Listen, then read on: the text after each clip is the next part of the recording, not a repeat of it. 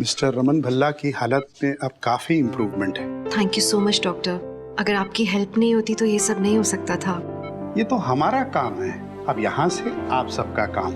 आप कल उन्हें घर ले जा सकते हैं। हम पापा का पूरा ख्याल रखेंगे। डॉक्टर, मैं ऑफिस कब से जा सकता हूँ? बहुत सारा काम है जो पेंडिंग है। गुरुग्राम में मेरा हेल्थ ड्रिंक का प्रोजेक्ट है जो मुझे जाके कंप्लीट करना है। मेरे बिना तो प्रोजेक्ट भी रुक गया होगा। I want to get back to work, doctor. मेरे ख्याल से आप महाराष्ट्र के वाटर प्रोजेक्ट की बात कर रहे हैं, ना कि हेल्थ ड्रिंक वाले, बिकॉज गुड़गांव का वो प्रोजेक्ट तो हो गया था ना रमन।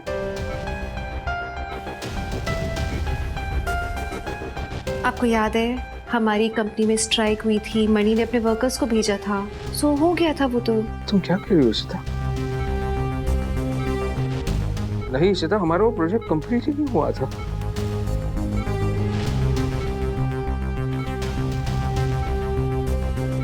आज डेट कौन सी है? आज 11 अगस्त है पापा।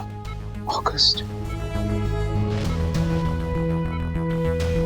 मुझे कुछ याद क्यों नहीं आ रहा?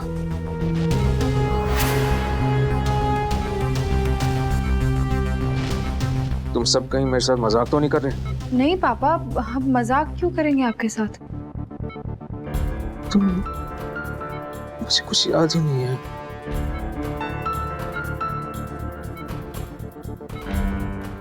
प्रोजेक्ट पर स्ट्राइक कब हुई थी और एक कौन सा नया प्रोजेक्ट हमने स्टार्ट किया? ये पानी वाला प्रोजेक्ट। पापा, आपको याद नहीं है आप मुंबई गए थे मिनरल वाटर प्रोजेक्ट के सिलसिले में? मिनरल वाटर का प्रोजेक्ट? हाँ।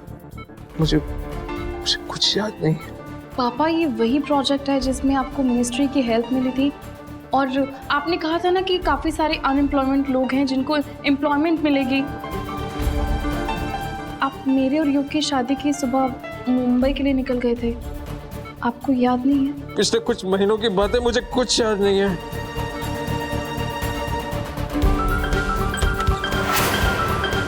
रमन रिलैक्स, बहुत बड़ा एक्सीडेंट हुआ है रमन, आप अभी भी रिकवर कर रहे हो।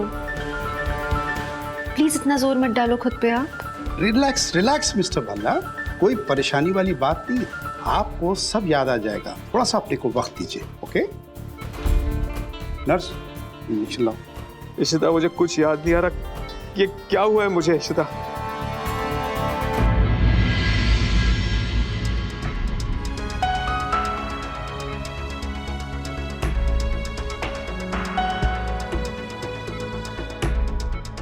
आप सब लोग बाहर जा सकते हैं प्लीज। ओके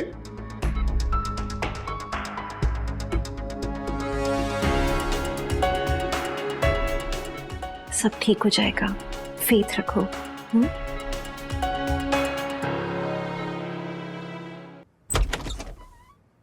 डॉक्टर, क्या हुआ? ये रमन को कुछ याद क्यों नहीं आ रहा है? देखिए, ये नॉर्मल है, ऐसा होता है। रमन के सर पे गहरी चोट है, उसकी वजह से टेम्पररी एंड पार्शियल एमनेशिया हो सकता है।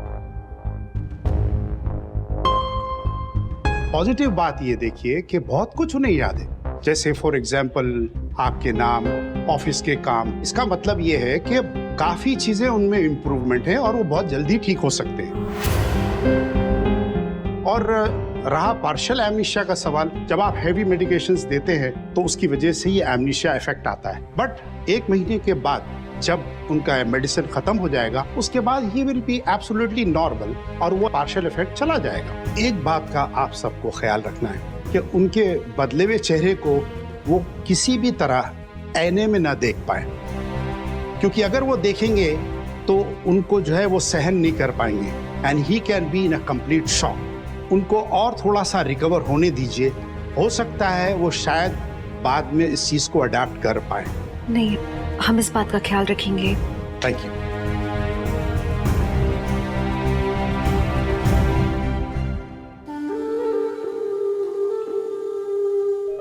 भुवन, मुझे बाहर मिल, कार के पास।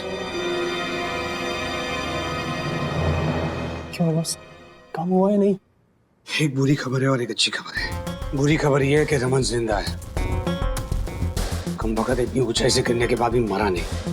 सिर्फ उसकी शक्ल डैमेज हो गई थी तो प्लास्टिक सर्जरी करके उसे नई शक्ल दे दी गई है। पर अच्छी खबर यह है कि उसे बहुत सारी बातें याद नहीं है, वो भूल चुका है। मुझे समझ में नहीं आ रहा है हम लोग कैसे कर पाएंगे ये सब। डॉक्टर ने कहा है कि उन्हें उनका चेहरा नहीं देखने देना है, उनसे उनका चेहरा कैसे छुपा सकते हैं हम? इशिम आप, हम एक काम कर सकते हैं ना, हम घर के सारे मिरर्स हटा देंगे, छोटे बड़े हर तरह के। जब घर में कोई मिरर ही नहीं रहेगा तो फिर पापा अपने आप को कैसे देखेंगे? आई थिंक हमको ये करना ही चाहिए। उन्हें ऑड नहीं लगेगा क्या कि घर में कोई आईना ही नहीं है? डोंट वरी इश्मा, हम लोग पापा को बोलेंगे कि घर में रेनोवेशन चल रहा है इसलिए सारे मिरर्स हटा दिए हैं, और अगर हो सके तो कुछ नया फर्नीचर डाल देंगे। हाँ मतलब रमन को कुछ याद ही नहीं? क्या मुझसे कभी मार सकते? नहीं, अभी जरूरत नहीं है उसकी, क्योंकि अभी रमन की फैमिली और इशिता को बहुत तकलीफ मिलने वाली है। डॉक्टर ने कहा है कि रमन अपनी बदली हुई सूरत कभी देख नहीं पाएगा, और उसे इस बात का एहसास भी नहीं होना देना चाहिए कि वो बहुत कुछ भूल चुका है। अब मजा आएगा, अब इशिता और परेशान होगी, और मैं उसे टॉर्चर होते हुए देखना चाहता हूँ, तभी मुझे सुकून मिलेगा। अगर हम रमन को मार देते हैं तो एक ही झटके में सारा खेल खत्म हो जाएगा, समझा? चल चलते हैं यहाँ से। बॉस अपने कपड़े तो ले लो, किसी ने देख लिया तो प्रॉब्लम हो जाएगी। अरे हाँ, तू गाड़ी के पास वेट कर, मैं आता हूँ। चलो तो फिर तुम लोग घर जाके तैयारी करो, मैं रमन के पास रहती हूँ। हाँ इशिमा ठीक है, पर आप प्लीज रात को आ जाना, क्योंकि मनी अंकल यहाँ आके पापा के साथ रुकने वाले हैं, तो आप पक्का घर आ जाना। ओके? इशिमा, मैं सोच रहा था कि हम पापा की रिपोर्ट्स किसी और डॉक्टर को दिखा सकते हैं, just for the second opinion. क्यों?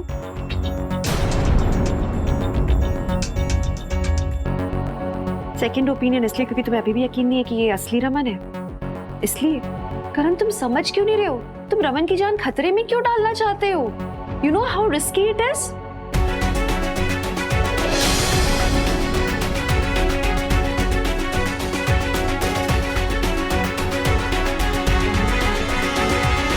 इनफ इज इनफ करण, तुम्हें क्यों नहीं ये बात समझ आ रही है?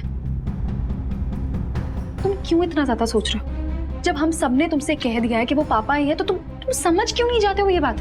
तुम्हें कंफर्मेशन लेने की क्या जरूरत है बार बार कि वो अंदर जो आदमी है वो मेरे पापा है या नहीं? मुझे पता है वो मेरे पापा ही हैं। और देखो, तुम्हें ये बात माननी है या नहीं माननी है वो तुम्हारी प्रॉब्लम है करण।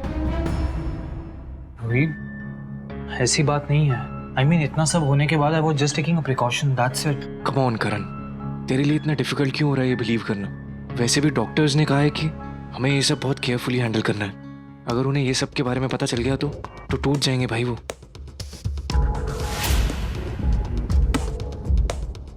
इस बार ना सच्ची में तुमने हद कर दी है करण। अच्छा छोड़ो ये सब बातें, अभी तुम लोग जाओ प्लीज, तैयारी शुरू करो। जी इशिमा, वैसे भी अभी हमें घर जाना है और घर जाके पापा की आने की तैयारियां करनी है। तुम्हें हेल्प करनी हो तो ही करना, कोई तुम्हें फोर्स नहीं करने वाला, बस पापा से दूर रहना।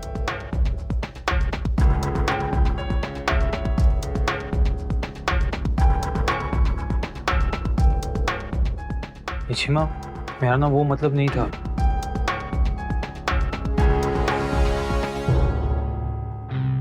मुझे नया तीन मिल गया चलाने के लिए। करण को ये लगता है ये रमन भल्ला नहीं है,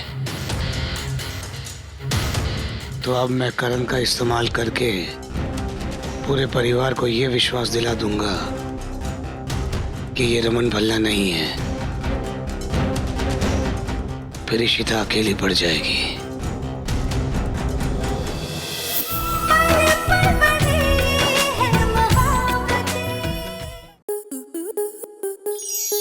स्टार प्लस के ऐसे ही और बेहतरीन लम्हे देखने के लिए सब्सक्राइब करें हमारे YouTube चैनल को।